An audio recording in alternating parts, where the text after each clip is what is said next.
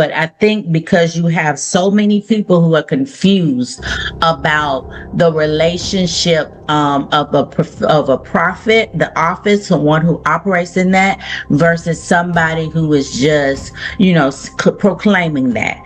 The weight of that assignment, Jeremiah 1 tells you, you have been gone, you've been called to the nations, and you are to build, pull up, pluck up, tear down, overthrow. That is the responsibility of somebody who carries that anointing. And you cannot just say, oh, okay, well, you operate in the office of a prophet, so you have to just do this. Now you call to this. No, there are so many different variations of that. You could be called to the government.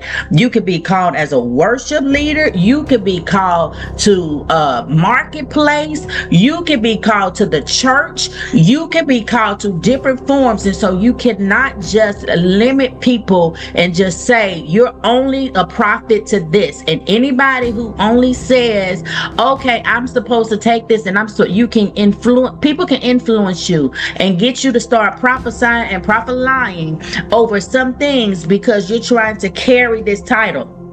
God carries the title. Let me tell you, I don't know nobody that's excited about carrying that title. Do you understand? Because that is a weight, and that is a call, and that is not something you take up, you put on, and you take off. It is not that. It is something, he said for Jeremiah, before you was born, I knew you. Before, that is a call that is not, it's not a level up above any other gift or whatever, but it is a call that demonstrates, hey, when you're saying I am a messenger on behalf of God, that takes it to a whole nother level.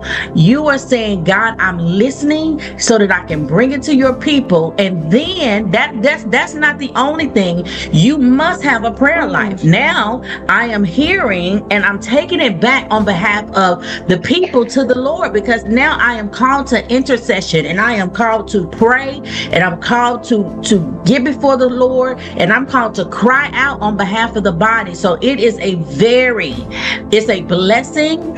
It is a blessing, but it is absolutely one where he has apprehended your life, and it is not something that you take on and you take off. He has apprehended your life. And when you understand that, you understand your calling, because you don't understand the role that he has given until somebody who operates into this now is to come in and to tear down anything that is a barrier, anything that is an injustice, any disobedience, any blindness, any spirits that is keeping you from operating in the thing that God has called you to be. So when and a prophet, I gotta say this, a prophet is not, let me come against this misconception.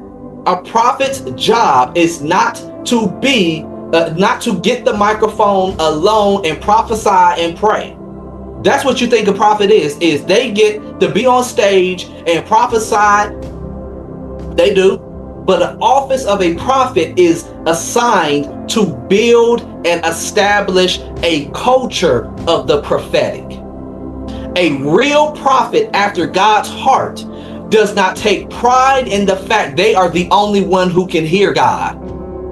But a real prophet after God's heart understands my assignment is to build an entire community, from the elders all the way to the babies.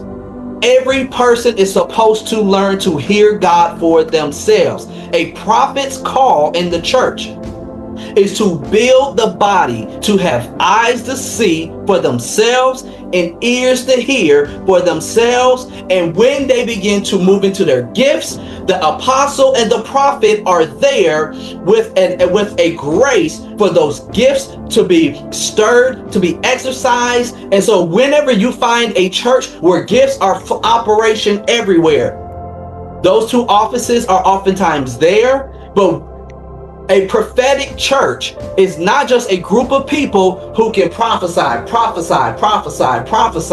A prophetic culture is a people who can hear God for themselves. And wherever that culture exists, that's where a prophet was there doing their job.